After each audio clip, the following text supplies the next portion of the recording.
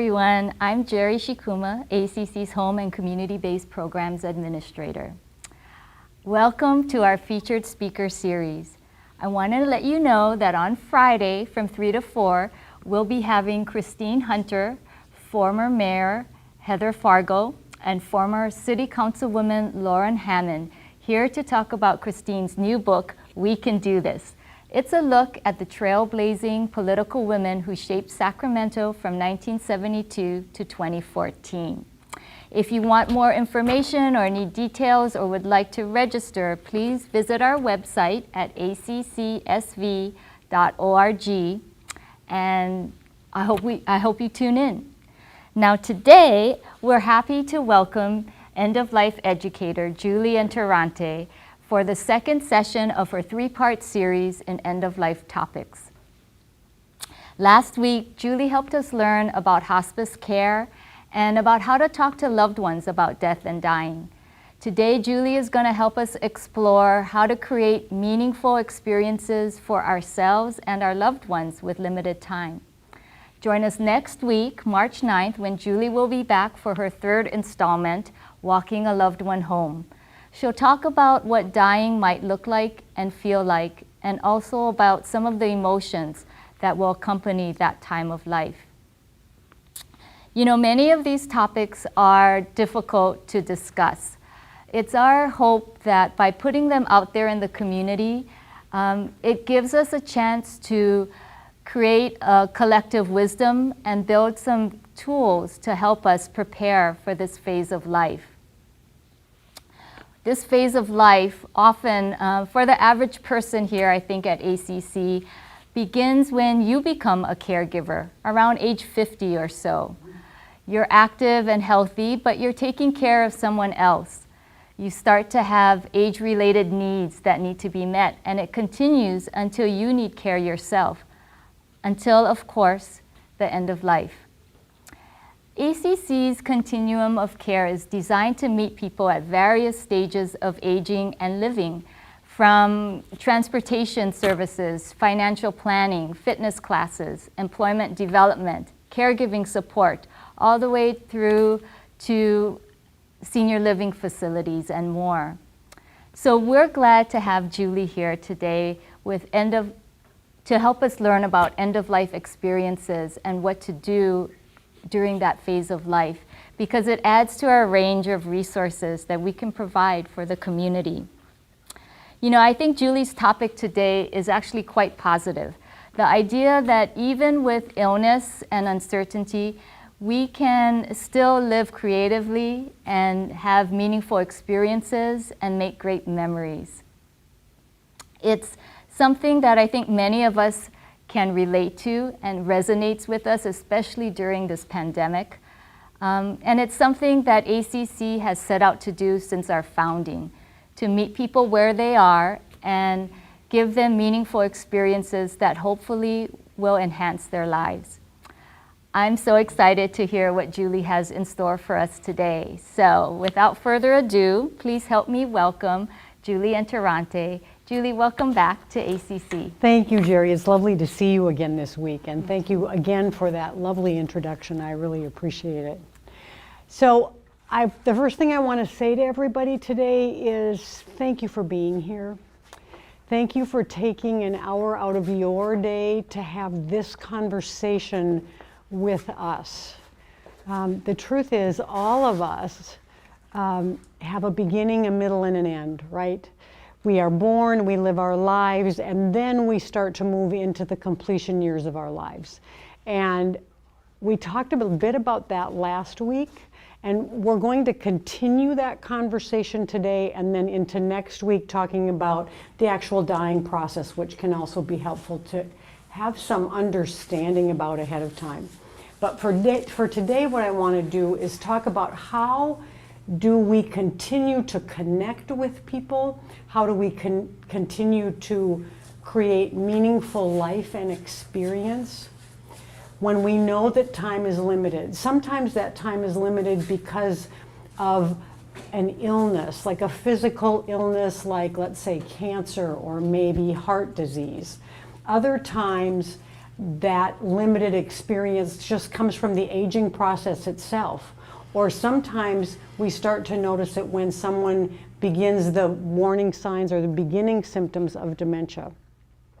So what I want to be sure that we take away from today is some understanding about, regardless of why time is limited, we can still create connection, intimacy, and meaning, both for ourselves as the one that is giving care and for the person who is dying.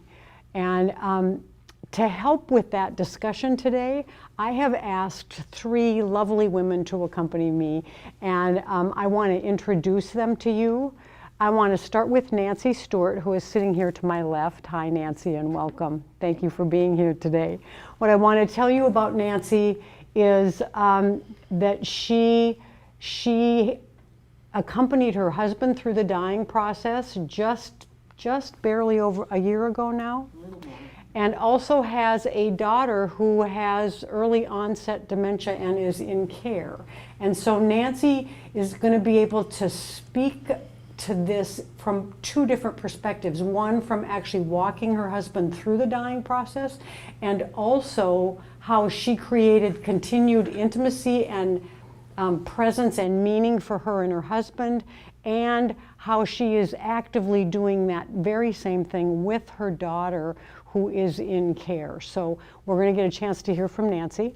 And then I want to introduce Phyllis, who is sitting to Nancy's left. Hi, Phyllis, and thank you for being here. Oh, thanks, Julie. Thanks. And so what I want to tell you about Phyllis is Phyllis's husband has dementia and is in skilled care, and I have known Phyllis for quite some time. And she has a great deal of experience and wisdom around how to stay connected, how to feel your feelings through that process, and how to take care of yourself through that whole period when we know time is limited. We don't necessarily know how much time we have, but some of the accompanying feelings and challenges that come up with that. So we're going to get a chance to hear from Phyllis as well. And then I want to introduce you to Carol, who is coming to us from Georgia. So welcome, Carol. It's lovely to have you here. Thanks for being here. What I want to tell you about Carol is Carol's husband also died of dementia in skilled care. And right now she's in Georgia because she has a couple of grandchildren there. And so she goes and spends periods of time in Georgia, and very much wanted to be part of this discussion today. So she agreed to come and be present by coming through technology. So I want to say thank you very much. And Carol also has a great deal of experience and wisdom in how to accompany someone through those completion months of one's life. Carol's husband, Peter, died. Carol, you're going to have to remind me how long ago. It hasn't been too much more than a year either, I don't believe. Oh, 7 months. Say that again. 7 It's months. just 7 months, right? Thank you. Anyway, we'll also get a chance to talk to Carol. So I want to just say thank you and welcome, and I'm really glad that these lovely women are here today. So I want to just open the conversation by talking about how when we're aware that someone has limited time on the planet, or when someone feels like they have limited time on the planet, often in our culture we begin to talk about a bucket list, okay? And that bucket list has long been understood as, what do I want to do? Like, what kind of activity do I want to for sure do before I leave the planet, right? And I think there is value in that. I think it's a good idea to have some idea. If you are aware of something that someone really wants to do, I think it's really helpful for us, both as individuals who could be dying and as people who are helping and being present for others as they complete their lives, to have an idea and to meet that desire if we can, okay? And we're going to talk a little bit about that today. But what I really want to focus on today is how do we stay connected and intimate and have meaning throughout this process, because that's the part that we often don't talk about. And so what I want to do, just to illustrate this, is I want to read a piece that was written by William Martin, and it is called "Make the Ordinary Come Alive." It was written for parents about how to help the ordinary come alive for their children, but I would like to suggest that we all consider this for ourselves and for our loved ones. He says, "Do not ask your children to strive for extraordinary lives. Such striving may seem admirable, but it is a way of foolishness. Help them instead to find the wonder and the marvel of an ordinary life. Show them the joy of tasting tomatoes, apples, and pears. Show them how to cry when pets and people die. Show them the infinite pleasure in the touch of a hand. Make the ordinary come alive for them. The extraordinary will take care of itself." I share that today just to say it is so important for us, for all of us, to remember that it really is in the ordinary parts of our lives that we connect deeply with ourselves and with others. I think this is especially true when someone is ill and is kind of moving into that dying process. So often what we see happen is if we haven't talked about some of this up front, and if we don't have much exposure to the dying process, people tend to back away when they know that someone is dying or that they have limited time. And I want to suggest that it is indeed the time where we want to move forward. We want to come forward from our hearts and from our vulnerability that says, I love you, I will stay connected, and we will talk and be present. And if the person that has limited time is not someone who can any longer have conversation, like in the case of dementia, it is of vital importance for us to remember the touch of a hand, just like this piece reminds us, right? So sometimes we aren't able to connect in the same way that we're used to, which is through conversation.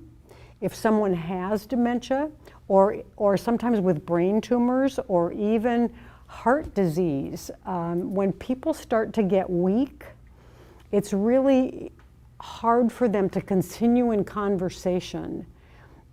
But what I want to say is conversation isn't the only way that we stay connected and in touch and intimate.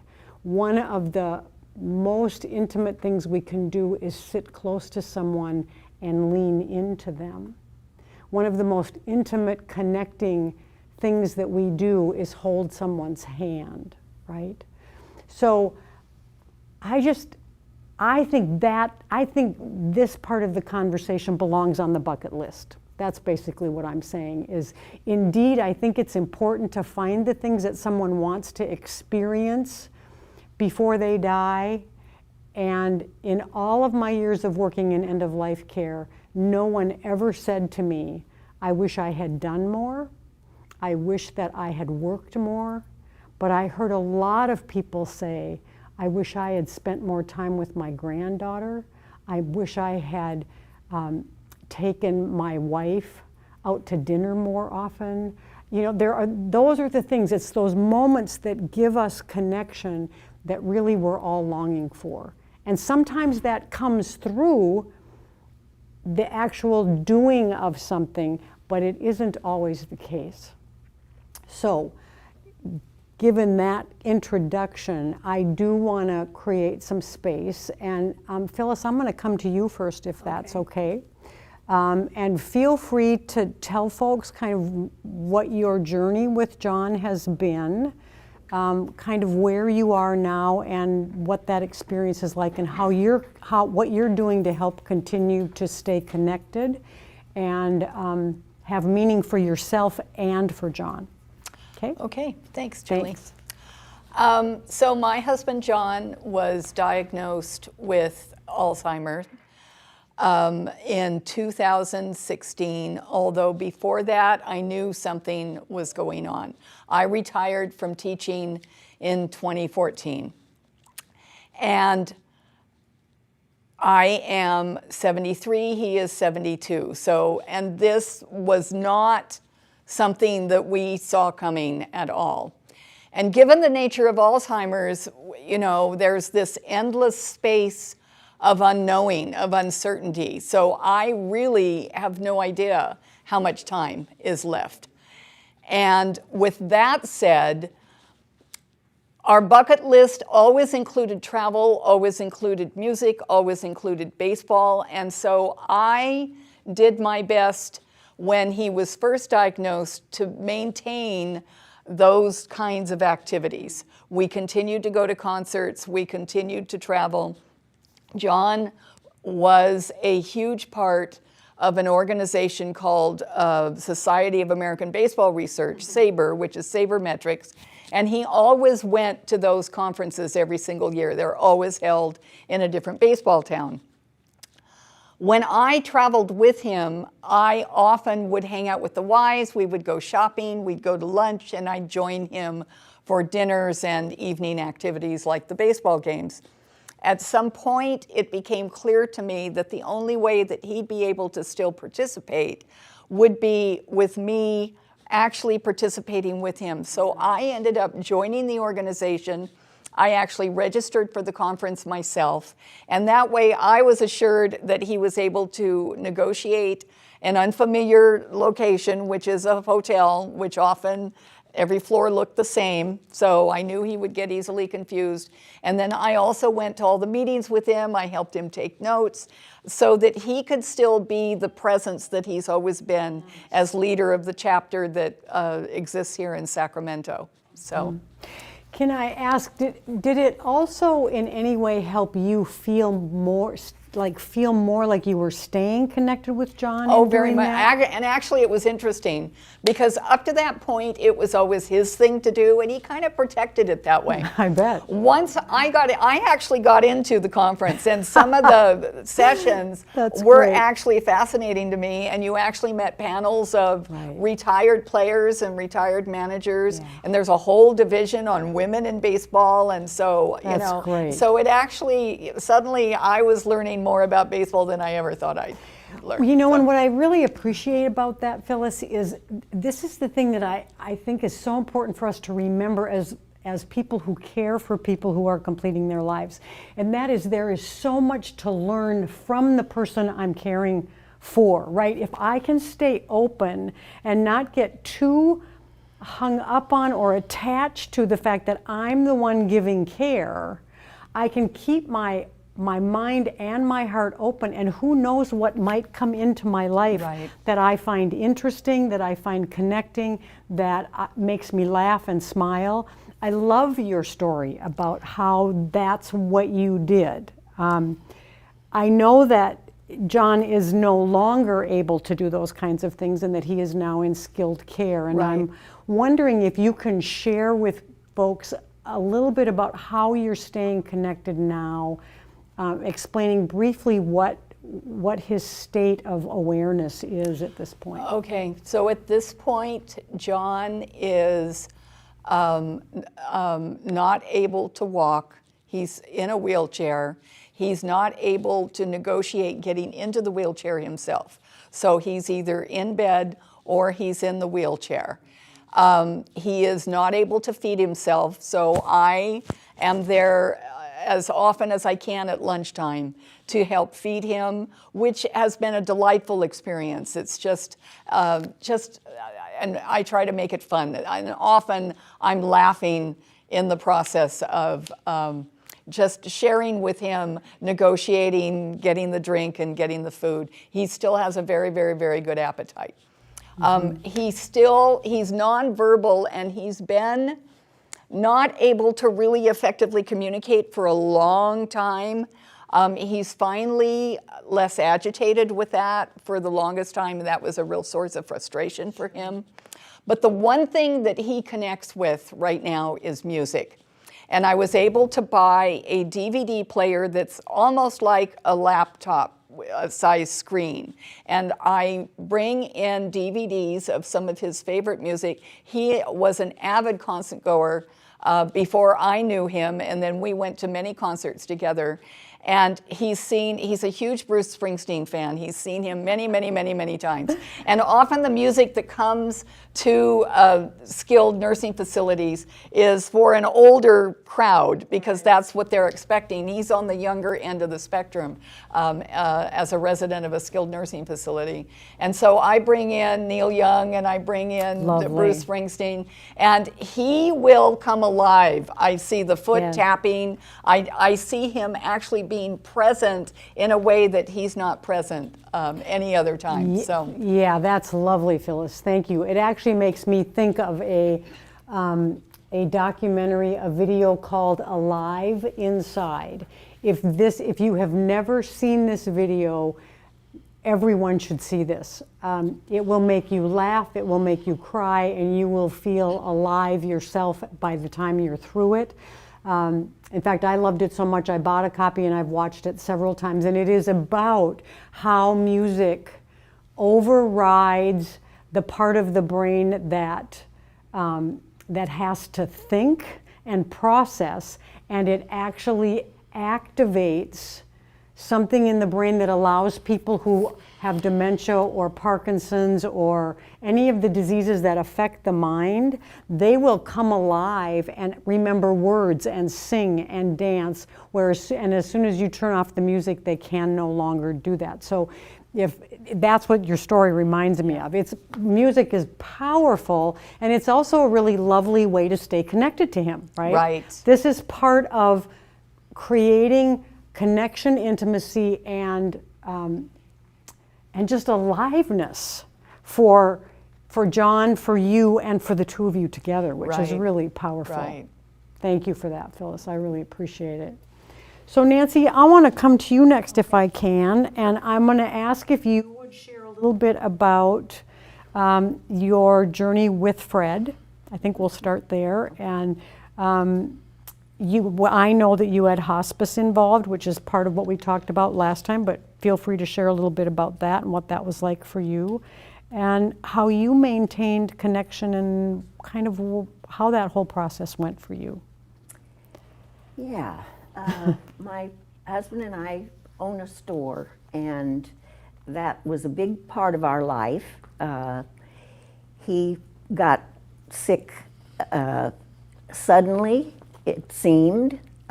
He died of pancreatic cancer, and it went very quickly. He was unaware of the fact that he had it for a long time. And so we talked about the store, we worked together that way. When he found out that he had terminal cancer, he said, at 85, I lived a year longer than my dad, and I've had a good life. Nice. Now, that doesn't eliminate times of thinking and frustration and so forth too, but he lived his death, which was a total of about 5 months after he got the diagnosis, like he lived. He was very interested in making sure I would be taken care of. Yeah. That was the first thing. We checked all the financial stuff. Then he was interested in keeping the part of our store going that he had done, and so he passed on information to our son and our son-in-law, who could do that. And otherwise, he carried on pretty much ordinarily. He was at home, of course. He had started staying at home from the store when COVID entered. Mm-hmm. And he went about all of that business of watching TV and talking about politics and listening to me talk about whatever had happened at the store. Mm-hmm. as long as he could. And he ultimately, we went to hospice, and he complained about about all the interruptions. They take so good care of you that there's kind of always something to be done. Right. And again, this was typical of him. He complained about that, and You make a really great point there, and good. you did earlier too, and that's that we die how we live, right? Because our life is shortened, we don't all of a sudden change and become somebody different. And your story illustrates that beautifully. We die how we live. So he was doing it just how we all do it. That's what he did. Sorry, go ahead. Yep. Yeah. Well, he ultimately became bedridden, and I had someone come 24 hours at that point. He needed that much care. And I sort of think about this. He was interested in me talking about our business for a long time. And the conversation I remember being near the end was when I said, well, I'm going to go down and check the store and see if we're making any money. And he said, I don't care. Wow, yeah, there it is. Yeah. I don't care. I don't care. Yeah. And that wasn't long before he died. Right. And I was holding his hand and stroking his head Right. when he took his last breath. Yeah. So, will you share a little bit about how, when he kind of started, when he became disinterested in conversation in life, how did you maintain your personal, intimate connection with him? Well, when he was still, before he was in the hospital bed, I would help him I had to help dress and all of that for some time there.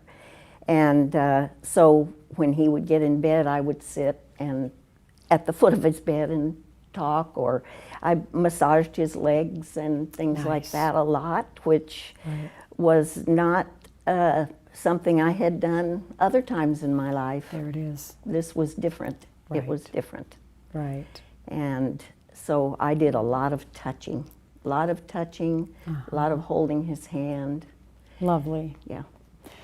I really appreciate that, Nancy, and I appreciate your willingness to just share that kind of intimacy with a whole bunch of people that you don't even necessarily know. I think it takes a certain level of vulnerability to tell one's story around end-of-life experience and how things change and how we change as we walk through the completion of someone's life with them. I think it takes courage to do this, and I just want to say thank you. I really appreciate that.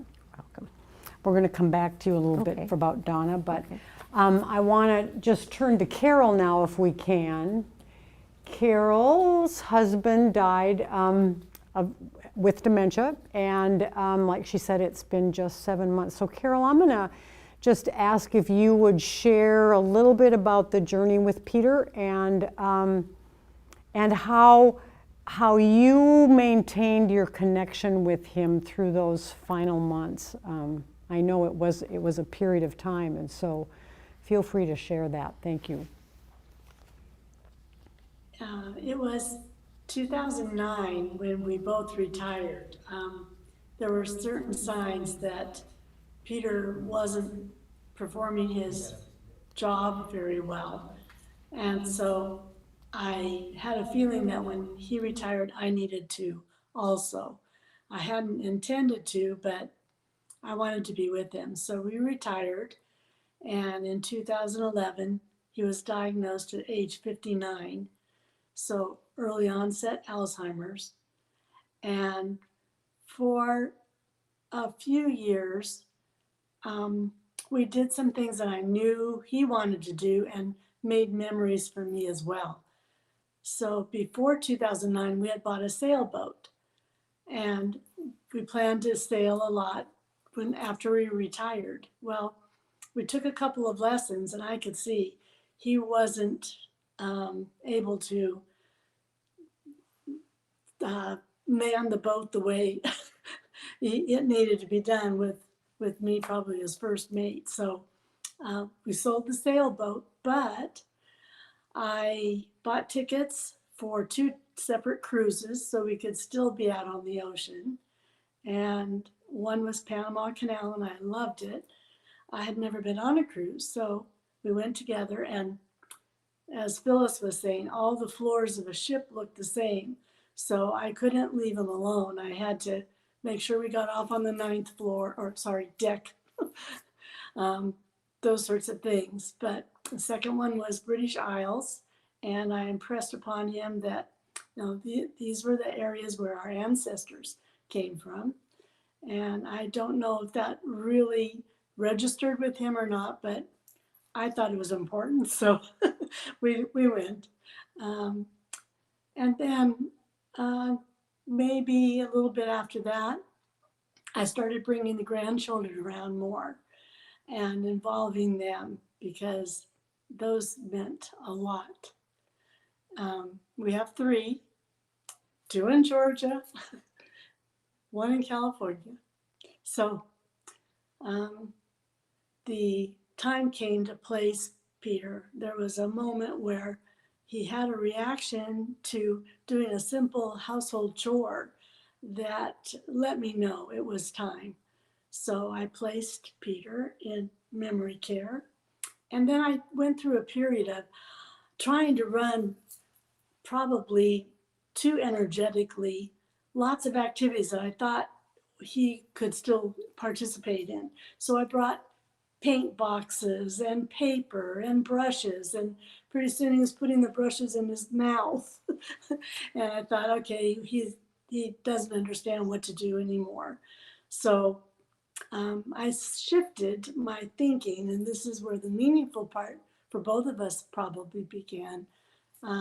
Instead of trying to bring him into what I thought he liked, I decided I should sit back and just enjoy being with him. So a lot of hand holding. For a good while, he could still walk. So we walked the beautiful rose gardens and planting areas around the facility and kept things light. And music was a big part as well, like Phyllis. Lots of music. So you bring up a really great point, and that is you made memories for yourself. Maybe not even for Peter so much, but you absolutely made memories for yourself. And I just I don't want us to miss that point, because making memories for ourselves matters, okay? When we're caregivers and we're walking through the completion of someone's life, how we grieve will partly be influenced by how we walked with the person that we love.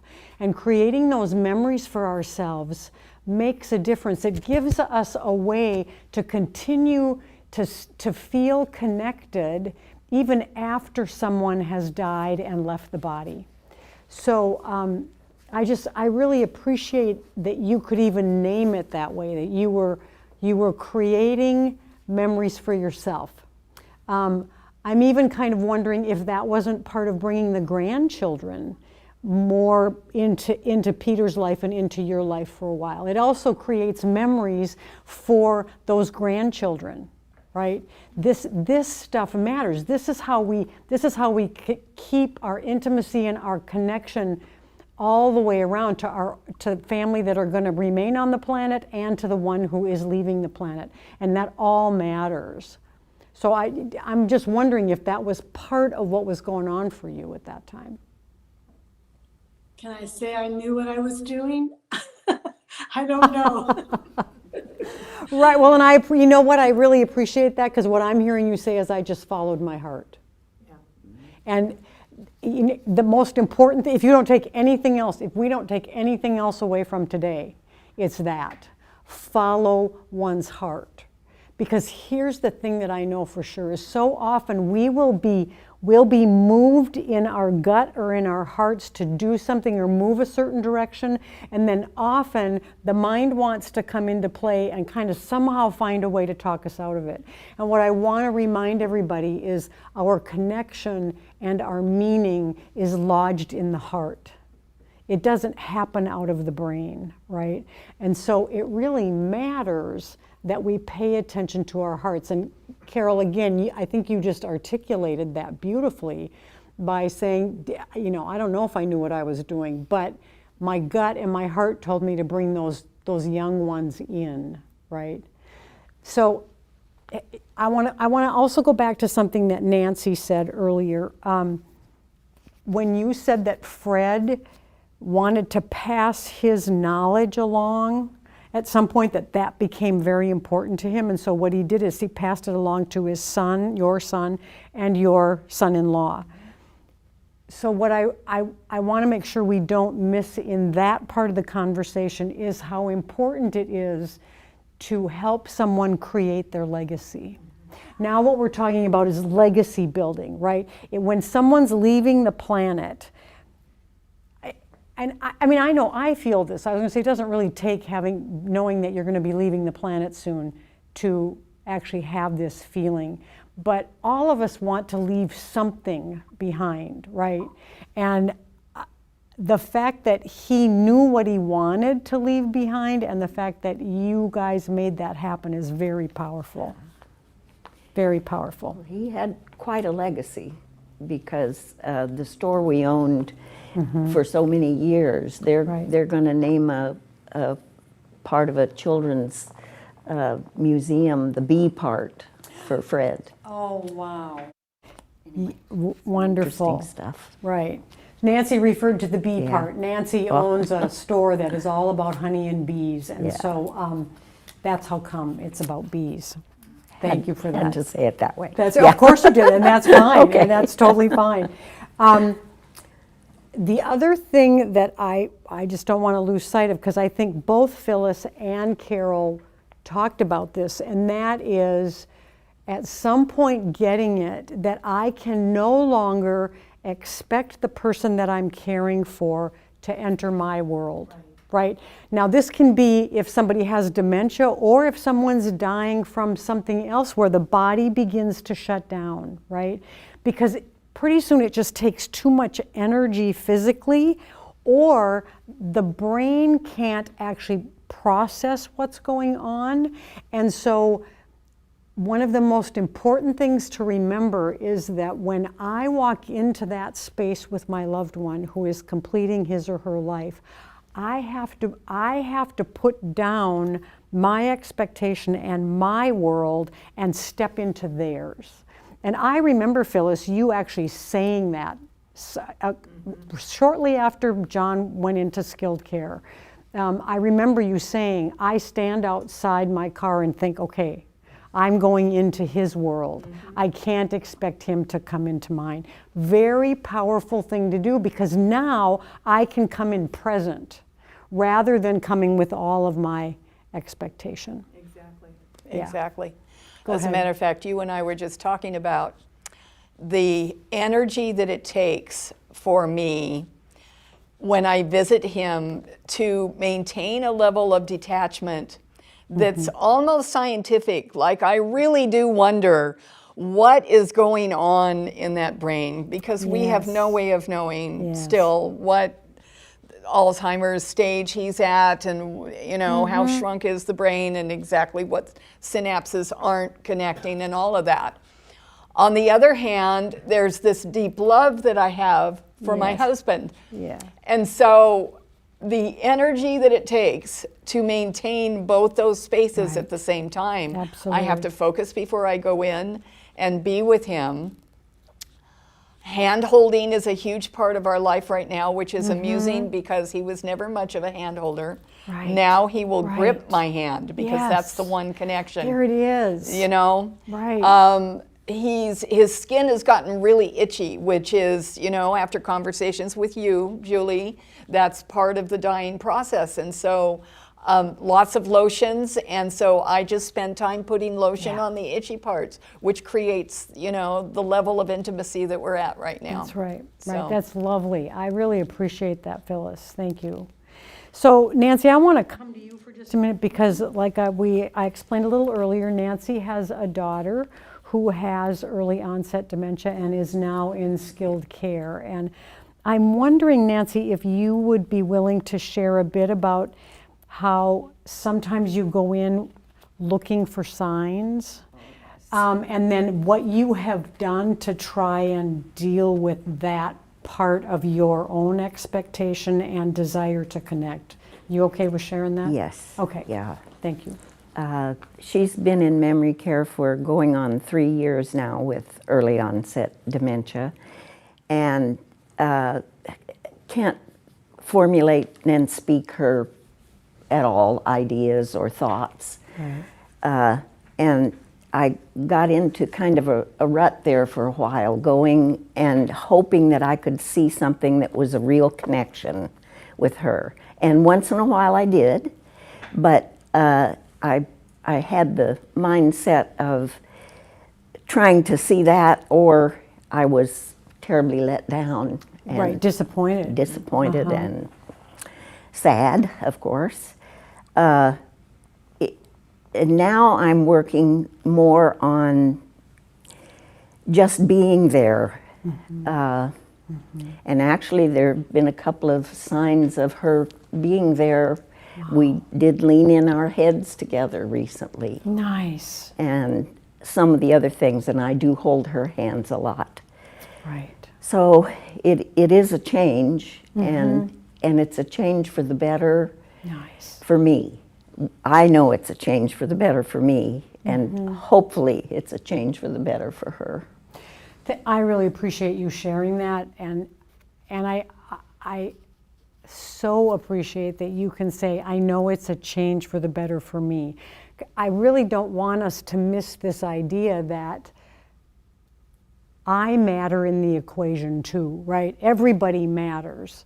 So one of the things I say to people all the time, or when I worked in end-of-life care all the time, when one person in the family has cancer, the whole family has cancer. When one person in the family has dementia, the whole family has dementia. And what I mean by that is that everyone is experiencing dementia or cancer. They're just all experiencing it from a different perspective. But the whole system is living with and trying to deal with whatever illness it is that one person who is loved in this family has. And so everybody who's experiencing it matters. It matters that you know that it's better for you. And here's the other thing.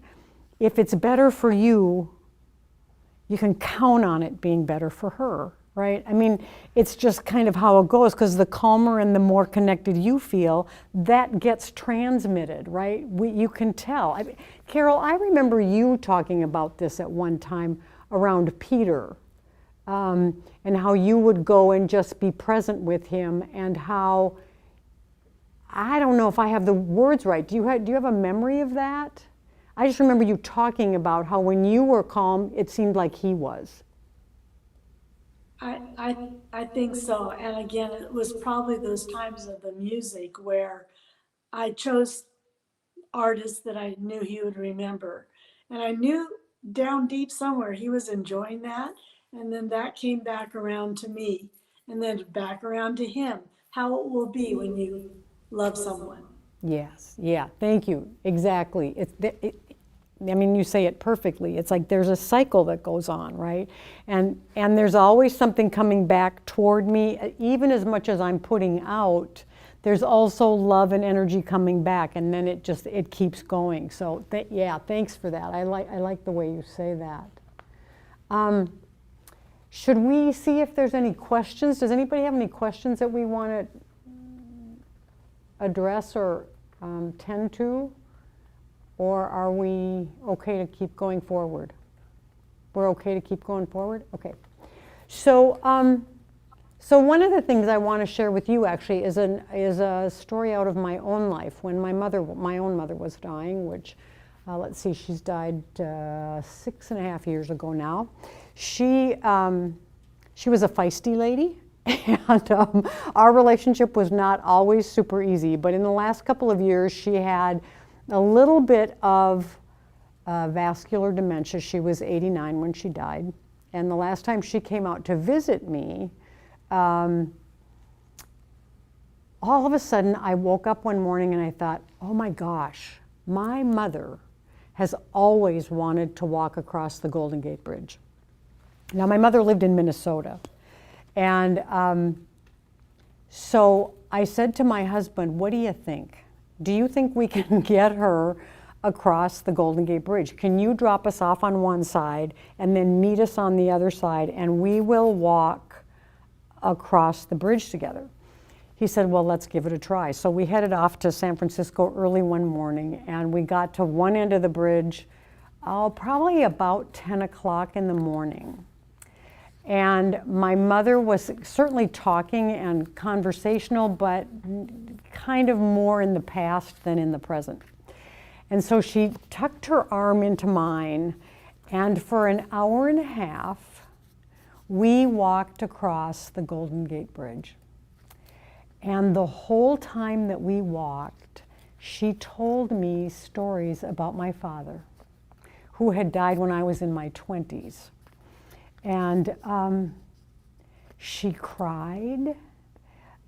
She told me things that I had never known about her or about her relationship with my father. I knew that my father had come out to the West Coast as a young man and had always wanted to take her to Sausalito. And that I knew. And she told that whole story as we walked across the bridge. And it was one of the most intimate, touching, meaningful things I ever did with her. My husband met us on the other side. We went into the gift shop. She absolutely had to have a jacket that had the Golden Gate Bridge across it. We had to take pictures. And then we said to her, how would you like to go to Sausalito for lunch? And we went to Sausalito. Finally, my mother got to go to Sausalito. And I have to tell you, that has so affected how I think about her. It was kind of like this lovely wrapping up of our whole relationship together. It was kind, it was fun, and she talked about the fact that she walked across the Golden Gate Bridge the day before she died. It was this thing that just meant so much to her, and whenever she met anybody, she'd say, my daughter Julie walked me across the Golden Gate Bridge. So that was one of those experiences that I talked about earlier, which is sometimes out of doing an activity that somebody really has a desire to do, the deeper connection also happens. So I share that story just to say, if we stay present, right, and listen to the things that float up in our own hearts and in our own guts, we will kind of, our own internal wisdom will lead us in this journey that we're walking with someone who is completing their own life. So it's always been touching to me. I still have the pictures at home, and once in a while I pull them out and I look at them and I smile and laugh with her. And everyone that knew my mother, that if I run into any of them, they always say, you're the one that walked her across the bridge, aren't you? Because she told that story everywhere. So I just wanted to share that with you as an example of how we can stay connected and make meaning out of those limited years, or limited time, months, weeks sometimes. So. Nancy, I wanted to ask you one more question. I know that you also have someone coming to do some artwork with Donna, and I'm just wondering if you can share kind of what you see happening for Donna in that. Yeah, I found that there was someone that would come and give her their full attention for an hour, and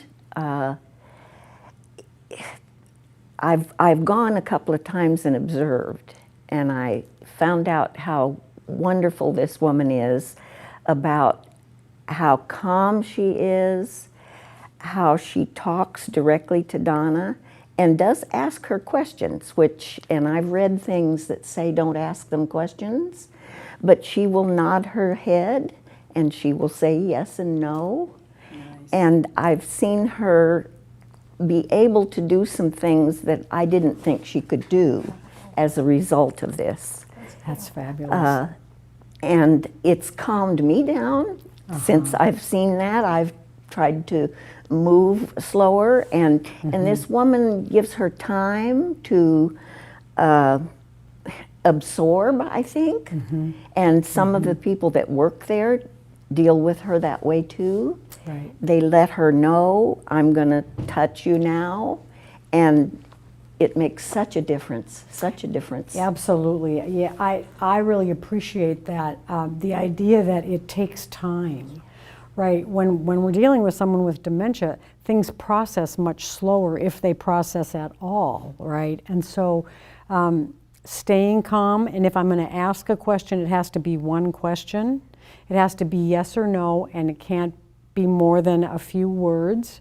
I think, Carol, you just alluded to something similar, which was when Peter first went into care, you kind of went into, okay, now I'm going to find the activities and I'm going to, keep life going for him. And then all of a sudden you saw, wait a minute, this isn't working for him. So I'm just wondering if you can speak a little bit to that. What do you think was going on for you and for him mostly actually what was going on for you in that? I think the non-response, the flat affect, send a message to me that all of that energy that I was using could be used in a more calm way. And so that's when a lot of just sitting beside Peter and holding the hand, that came into being. We also were able to attend some of the readings and music that the activity directors were rotating through the facility. And so I moved Peter to where that was going to happen that day. And sometimes I think he enjoyed that. I enjoyed not being the one running the show, having that input from someone else. But when we would settle back down again, just the two of us up beside each other on a couch or something, I just felt like that was the right thing to do. Yeah.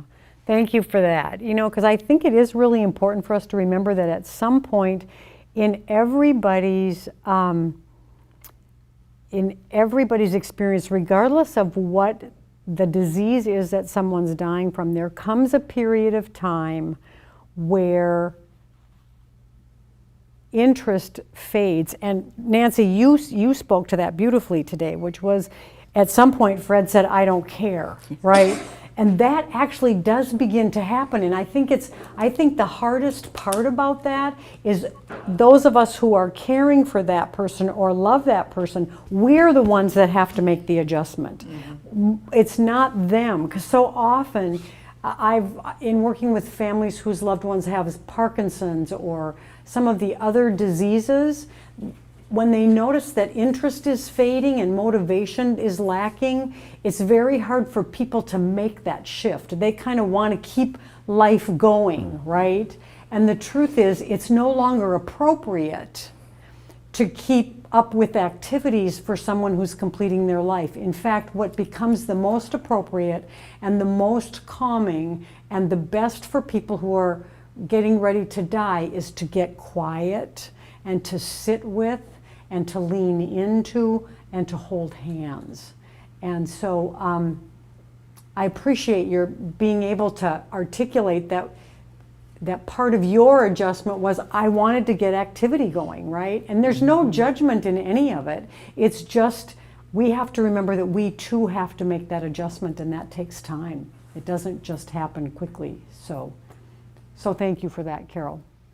So I know our time is up, and so I want to just take a minute to again say thank you. I so appreciate that you all are here and that you're joining us in this conversation.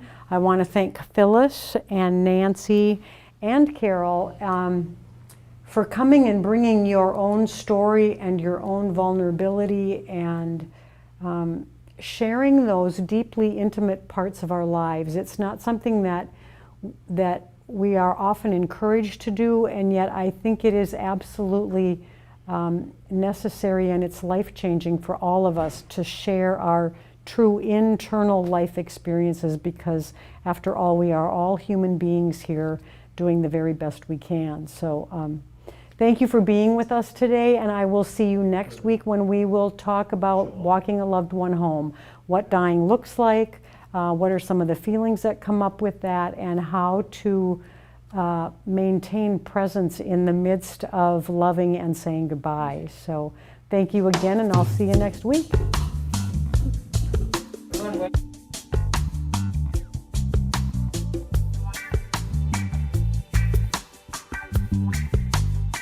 Thank you all. Beautiful stories, everyone.